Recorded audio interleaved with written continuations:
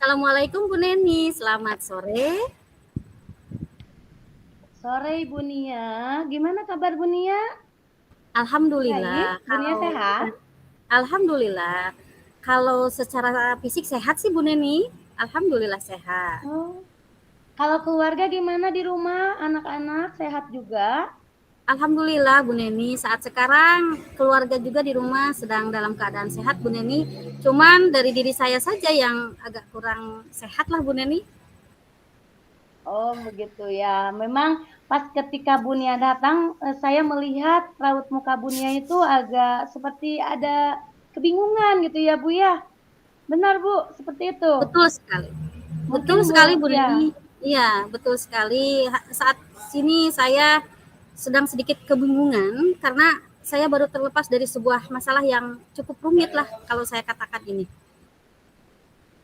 Ya, boleh Bu Nia diceritakan, diutarakan kepada saya kira-kira masalah Bu Nia itu seperti apa? Baik, boleh ya Bu Neni, saya sedikit cerita tentang permasalahan yang saya hadapi ini ya Bu Neni. Boleh sekali Bu Nia, silahkan. Yang Baik, penting Bu Nia bisa mengutarakan. Dengan mengutarakan kan nanti bisa lega juga ya. Bisa iya lega. betul. Kita sharing aja Bu. Kita sharing. Ya. Terima kasih ya Bu Neni sebelumnya atas kesempatannya. Baik, saya sedikit ceritakan ya Bu Neni. Akhir-akhir ini saya menghadapi sebuah permasalahan kaitannya dengan pekerjaan saya sebagai seorang guru dan selanjutnya pekerjaan tambahan saya sebagai seorang guru yang harus mengurusi bidang kesiswaan gitu ya. Nah, akhir-akhir ini saya menghadapi permasalahan dengan anak didik saya seperti itu Bu Neni. Oh, seperti itu Bu. Memang selalu selalu ada saja gitu ya Bu ya, permasalahan-permasalahan yang muncul dari anak gitu atau peserta didik gitu ya, karena mereka memang beragam. Boleh Bu Nia ceritakan kira-kira masalah yang berkaitan dengan anak didik Bu Nia itu seperti apa Bu Nia? Baik, sedikit saya ceritakan ya Bu Neni. Akhir-akhir ini saya sedang menghadapi permasalahan dengan anak didik saya. Saya menghadapi anak didik saya yang susah sekali dalam proses penerapan budaya positif sekolah, terutama tingkat kedisiplinan. Dalam arti kedisiplinan di sini adalah disiplin dalam hal masalah waktu. Sering sekali anak didik saya ini datang terlambat, tapi memang tidak seluruhnya. Kalau dikatakan dari 100% ini tertinggal hanya 10% saja. Ada anak-anak didik saya yang tidak mampu menerapkan budaya positif sekolah, terutama kaitannya dengan disiplin waktu. Seperti itu Bu Nini ceritanya. Oh ya, Bun Dia boleh diceritakan kira-kira berapa persen itu anak didik Bunia yang mengalami penurunan tingkat kedisiplinan gitu ya? Ya, dalam arti tidak disiplin itu bisa diceritakan. Ya, Ada kalau 50%-nya? enggak 50%. Kita mengalami anak didik yang kurang memanfaatkan atau memahami tentang budaya positif itu kurang dari 10% sih sebetulnya. Saat sekarang saya sudah menggunakan berbagai solusi, berbagai permasalahan, namun ya masih tetap harus berjuang mungkin di sini ya Bu Neni. Seperti itu Bu Iya, Neni. Bunia. Bunia mendengar permasalahan yang Bunia utarakan barusan, memang tingkat kedisiplinan ini memang ya selalu aja, walaupun kita selalu berupaya untuk supaya siswa bisa disiplin gitu ya Bu ya, berbagai cara, tapi ada aja gitu ya siswa yang nyelenehnya gitu ya, yang Betul. melanggar peraturan gitu ya, yang tidak disiplin. Nah, Bunia dari permasalahan Bunia barusan, ada nggak strategi yang Bunia lakukan kira-kira untuk mengatasi masalah ini? Apa yang akan Bunia lakukan gitu? Iya. Baik. Uh, ada sih solusi permasalahan yang sedang dan sudah saya lakukan ya saat ini berkaitan dengan budaya positif yang sulit diterapkan terhadap anak didik saya. Ada 3 langkah atau 3 strategi yang saya lakukan ya Bu Nini. Insya Allah mudah-mudahan kalau konsisten ini adalah bisa tercapai dengan mulus seperti itu. Nah, langkah yang pertama tadi saya katakan untuk solusinya kolaborasi bersama wali kelas atau gurunya. Jadi saya senantiasa selalu berkolaborasi dan berkomunikasi dengan wali kelas dari anak didik yang kurang menepati waktu atau istilahnya terlambat datang. Kemudian strategi yang kedua, saya jalin komunikasi aktif dengan pihak orang tua, dan selanjutnya saya komunikasi secara langsung, secara pribadi dengan anak didik saya. Seperti itu Bu Nini. Nah, dari 3 langkah yang saya tempuh ini, 2 langkah alhamdulillah sudah saya terapkan.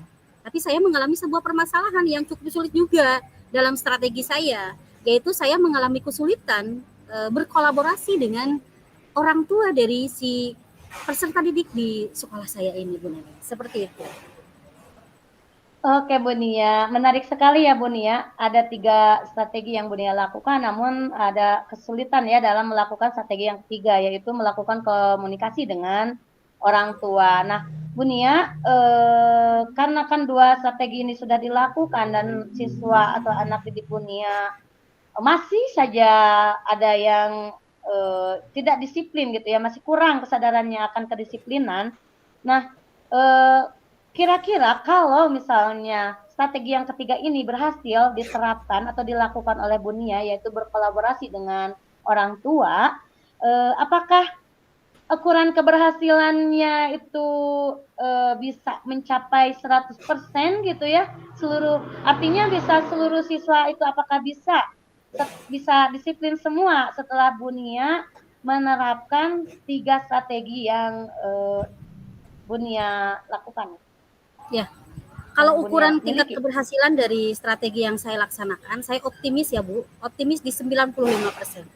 Kenapa? Karena jalinan kolaborasi yang paling utama di dalam lingkungan sebuah pendidikan adalah bersama orang tua siswa. Kita bisa saling menceritakan masalah atau ceritakan solusi yang bisa kita ambil dari pihak orang tua itu sendiri tentang permasalahan dari anak didik yang kita alami, seperti itu Bu Nini. Kalau diukur 95%, saya akan berhasil dalam menangani permasalahan ini.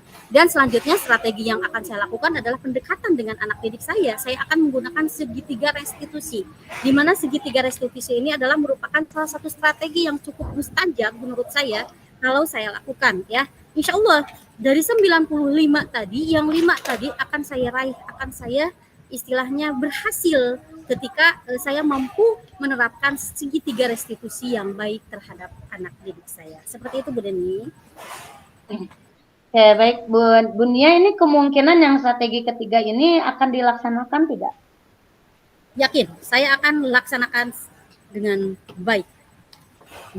Dan walaupun ukuran keberhasilannya tidak 100% gitu ya Bu Nia ya, tetap Bu Nia optimis, walaupun misalnya pasti ada kan hambatan ya Bu ya, ketika kita melakukan sesuatu suka ada saja itu hambatannya atau tantangannya. Nah, boleh diceritakan Bu Nia, kira-kira tantangannya apa sih yang paling menantang buat Bu Nia ketika Bu Nia kan kalau yang strategi yang 1 ke 2 mah alhamdulillah ya sudah dilakukan dan lancar. Nah, ini ada nggak sih hambatan dan tantangannya ketika Bu Nia melakukan strategi yang ketiga dan mungkin strategi cadangan ya Bu Nia ya, yang tadi yang Bu Nia kalau misalnya sudah dilakukan kolaborasi dengan orang tua, masih ada saja siswa yang tidak disiplin, lalu Bu Nia akan mendekati siswa tersebut ya tadi ya, dari hati ke hati gitu ya.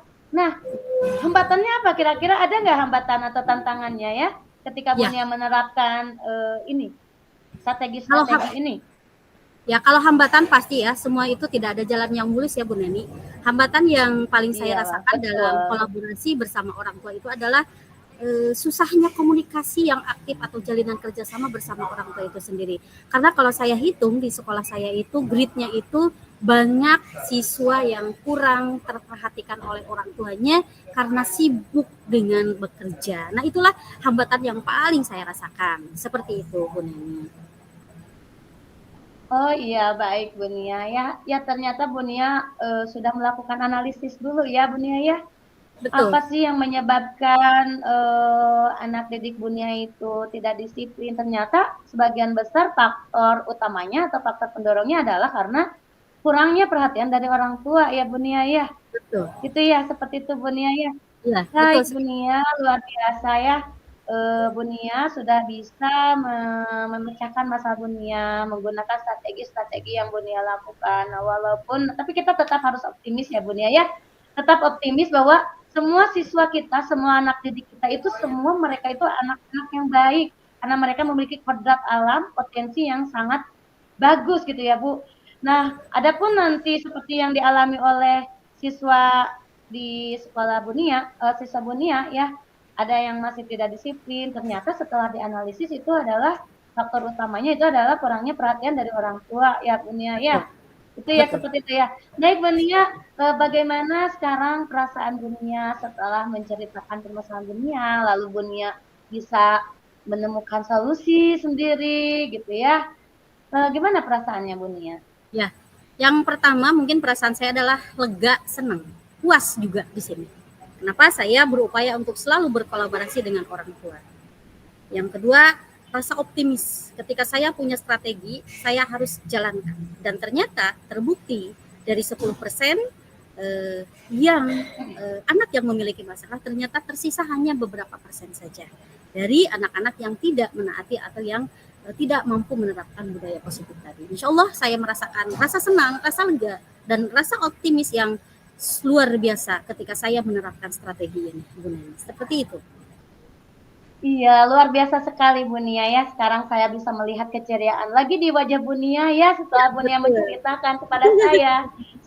Setelah kita melakukan sharing ya Bunia ya. Iya. Dan Bunia ya memang Bunia ya ketika segitiga restitusi itu memang kalau menurut saya ampuh gitu ya. Yang dilakukan Bunia itu bagus sekali gitu ya.